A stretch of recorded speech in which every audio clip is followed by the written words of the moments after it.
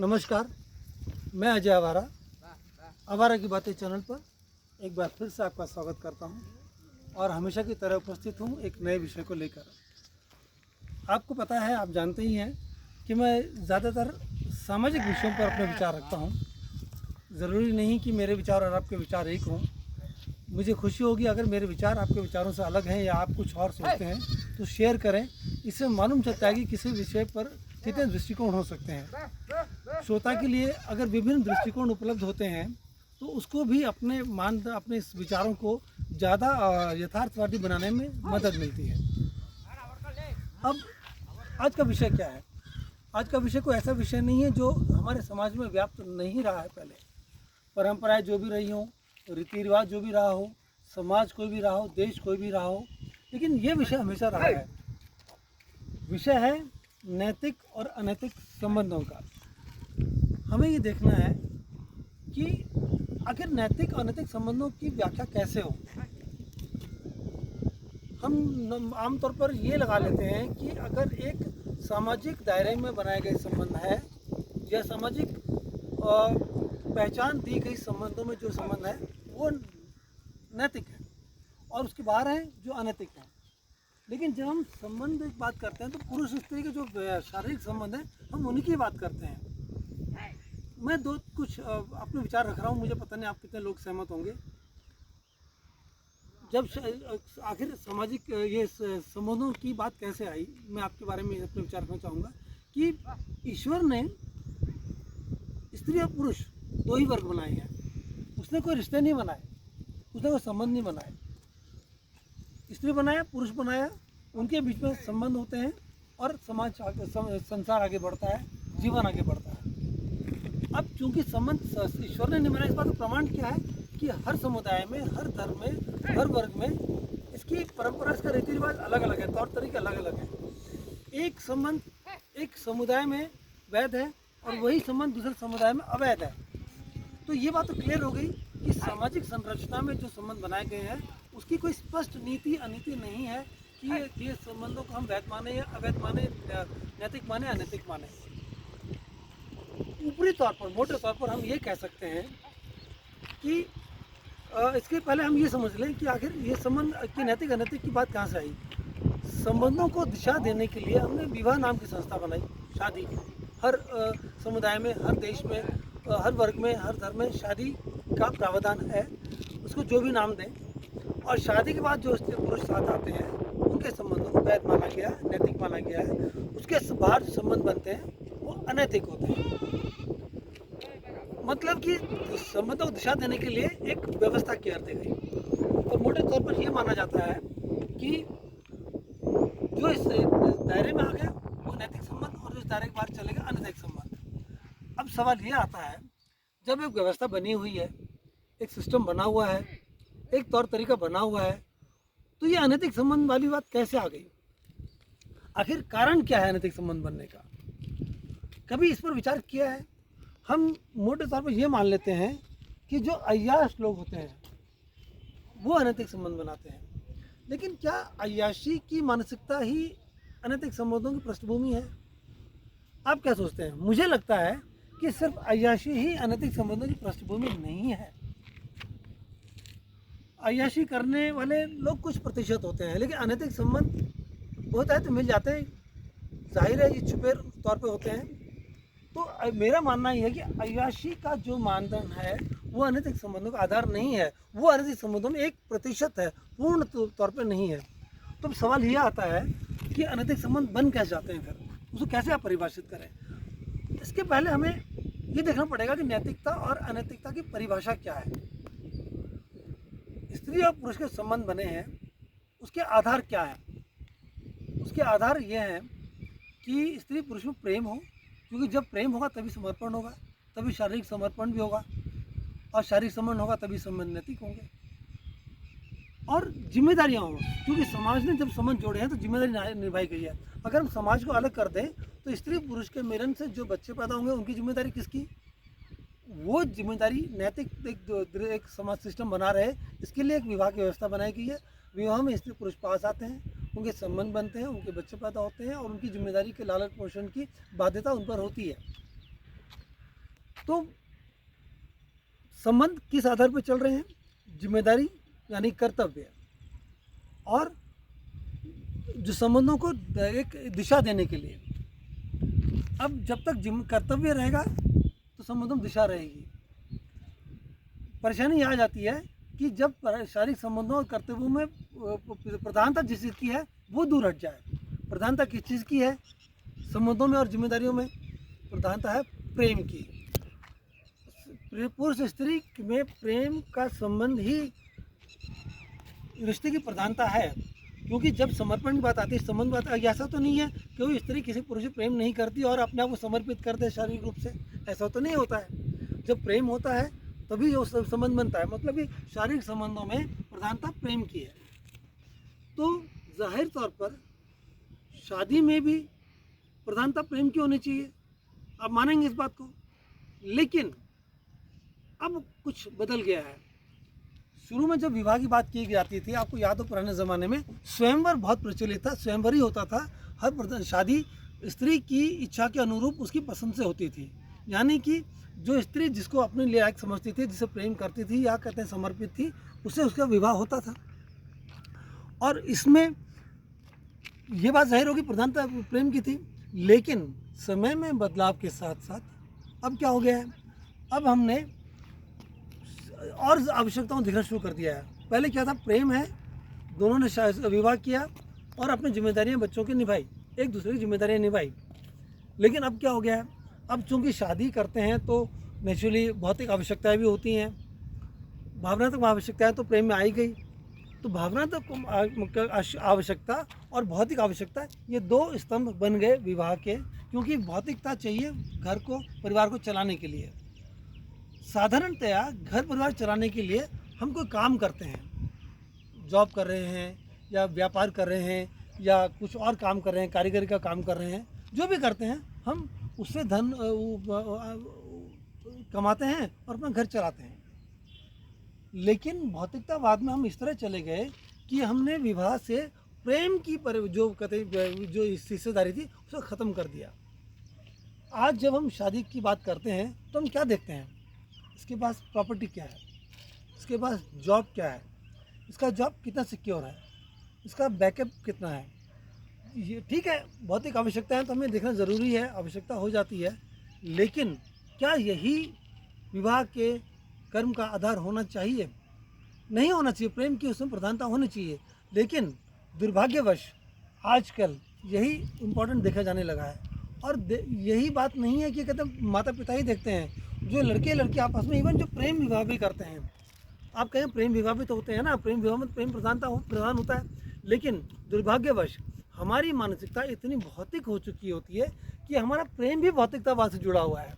Normal हम क्या देखते हैं, लड़की क्या देखती है, ये लड़का पैसे वाले घर का है, अच्छा इसका बिजनेस है, ये अगर साथ मेरे हो तो मेरा जीवन अच्छे से गुजर जाएगा। आप माने या ना माने, 90% केसेस में यही होता है कि जहाँ भौतिकता, दिखावा या उसकी असंपन्नता इसका आधार होती है।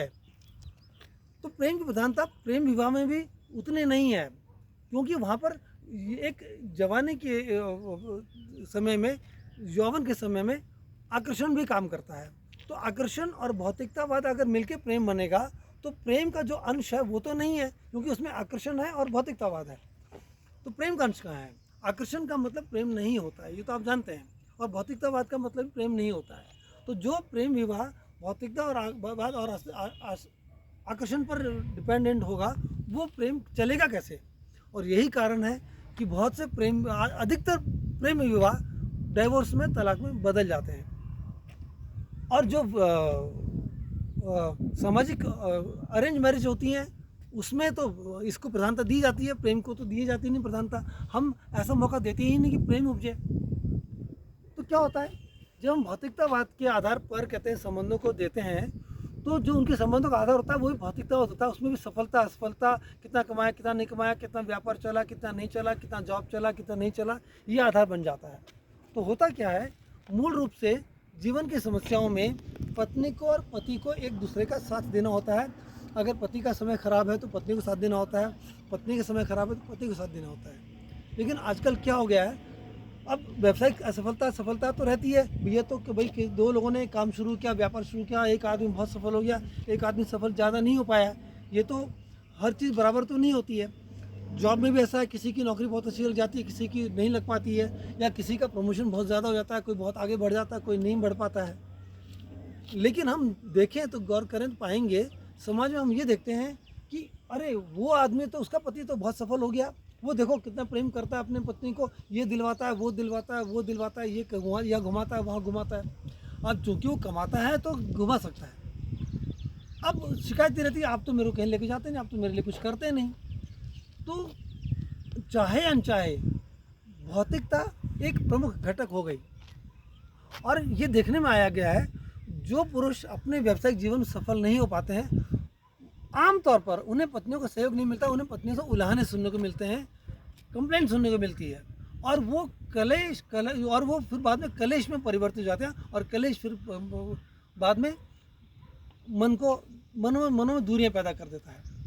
और इंसान के गुण क्या है, जब इंसान दिमागी रूप से, अपने मानसिक रूप से असंतुलित हो जाता है, डिस्टर्ब हो जाता है, तब वो एक उसके दिल में एक वैक्यूम बन जाता है, एक खालीपन आ जाता है। और सीधी सी बात है, जहाँ खालीपन बनेगा वहाँ हवाएं भरेंगी, और जब खालीपन होता है तो उसे खालीपन किसी से बांटना होता है। और समाज में दुनिया की कमी तो है नहीं, हर पुरुष की खालीपन में कोई औरत आती है, और हर स्त्री खालीपन में कोई आदमी आता है। क्योंकि आदमी की तरफ से भी क्या होता है, क्योंकि जो आदमी सफल हो जाते हैं वो इतने घमंडी हो जाते हैं कि अपनी स्त्री को वो जो आदर सम्मान देना चाहिए नहीं दे पाते, क्योंकि उनके अंदर अपने सफलता का घमंड है। जो बेचारा फेलियर है उसको प्रताड़ना पत्नी से है, और जो सफल है उससे पत्नी प्रताड़ित है, क्योंकि उसमें घमंड बहुत ज़्यादा है। तो चाहे सफलता हो चाहे असफलता हो, एक वर्ग तो प्रताड़ित हो ही जाता है। और चूंकि प्रताड़ना रहती है तो उनके मन में एक आवेग, एक उत्तेजितता, एक आक्रोश आता है, और वो नेचुरली फिर कहीं ना कहीं शेयर करने के लिए भटकता है आदमी और इंसान, और ढूंढता है। और जहाँ उसको मौका मिलता है कि वो अपने आक्रोश को, अपने आवेग को, अपनी भावनाओं को शेयर कर सके, वहाँ वो उड़ेल देता है। और जब भावनाएं उड़ेली जाती हैं और जब भावनाएं जुड़ी जाती हैं तो एक नया प्रेम उपजता है, जिसमें ना तो इनका दोष होता है ना उनको दोष होता है, क्योंकि दोनों भरे पड़े हैं, और जो दोनों को अपनी भावनाएं शेयर करने का मौका मिल गया तो उनको लगता है मुझे प्रेम मिल गया, और फिर वो प्रेम संबंध में बदलता है। तो आप समझे कि अनैतिक प्रेम कैसे उपजता है। अनैतिक प्रेम इसलिए उपजता है क्योंकि हम अपने साथी के मान सम्मान का, साथी के प्रेम का, साथी की भावनाओं का ख्याल नहीं करते। अगर हम उसकी भावनाओं को खुद हैंडल कर लें, अपने साथी की सफलता असफलता के साथ खड़े हो जाएं, अपने साथी की पीड़ा के साथ, उसके दर्द के साथ, उसकी बीमारी के साथ खड़े हो जाएं, तो शायद उसके अंदर ये भावनाएं ऐसा उफान नहीं मारेंगी, और ऐसा नहीं होगा तो अनैतिक संबंध भी नहीं बनेंगे। आखिर ये आप सोचेंगे फिर, ये तो ऐसे इंसान से हमें शादी क्यों करनी है अगर कोई ऐसा कर नहीं पाता है, ये सवाल आपके मन में आएगा ना। तो मैं आपको एक उदाहरण देता हूँ। आपने कभी कोई ऐसा जोड़ा देखा है शादी में कि शादी के दिन उनसे पूछे कि क्या तुम अपने साथी को चीट करने वाले हो आगे? मैं दावे से कहता हूँ शायद ही, विरले ही कोई कहेगा कि नहीं, मुझे अपने साथी को चीट करना है। ऑलमोस्ट सभी जोड़े कहेंगे मैं अपने साथी के लिए पूर्णतः समर्पित हूँ, पूरी तरह समर्पित हूँ, मैं अपने साथी के साथ हर दुख सुख में रहूँगा। जब शादी के दिन उनके अंदर इतना समर्पण भाव होता है कि मैं 7 जन्म तक साथ दूंगा, तो बाद में आखिर ऐसा क्या हो जाता है कि वो समर्पण भाव खत्म हो जाता है और साथ खत्म हो जाता है। बात यही है, हमारा दिमाग, हमारा मस्तिष्क, हमारी भावनाएं, हमारा प्रेम इतना भौतिकतावाद से घिर चुका है कि हम इंसान की सफलता असफलता और इंसान का प्रेम और घमंड, अहंकार भौतिकतावाद पर नाप तोड़ने लगे हैं। अब चूंकि भौतिकता इतना हावी हो चुका है कि प्रेम का अंश उसमें बचा नहीं है, या शादी के दिन जो प्रेम उमड़ता रहता है वो धीरे धीरे धीरे धीरे विलुप्त होता जाता है भौतिकतावाद की मार में। अब चूंकि उसमें भी प्रेम तो विलुप्त हो गया, क्योंकि हम बौद्धिक रूप से तो भौतिकतावाद से घिरे हुए हैं ना। अब जब प्रेम का अंश विलुप्त हो जाएगा तो फिर वही बात, आप अपनी भावनाओं कहीं शेयर करेंगे, कोई सुनेगा तो आपको प्रेम का अनुभूति होगी, और फिर वो संबंध में बदल जाती है। तो दोस्तों, मैं आपके सामने सवाल ये रख रहा हूँ कि क्या हम इस अनैतिक संबंध की जो समस्या है, इसका कारण तो आपको समझ आ गया होगा। इसका कारण हमारे हाथ में ही है। हम आजकल बहुत कंप्लेंट करते हैं अपने पार्टनर से, आपके संबंध उनसे हैं। देखो, ये तो अगर मैं गलत नहीं बोल रहा हूँ तो हर तीसरे चौथे जोड़े में ऐसे संबंध की समस्या है। हम अपने पार्टनर को कंप्लेंट करने के बजाय, हम अपने पार्टनर से ब्लेम करने के बजाय क्यों ना साथ दें, समर्पण दें, हौसला दें, हिम्मत दें। और जब हमने अपने फेलियर साथी को, अपने परेशान साथी को, अपने दुख से दुखी साथी को या स्ट्रगल करने वाले साथी को जब हौसला देते हैं तो प्रेम बढ़ता है, उससे प्रेम टूटता नहीं है। सफलता असफलता जीवन में आती जाती रहती है, उतार चढ़ाव तो जीवन में आते जाते रहते हैं।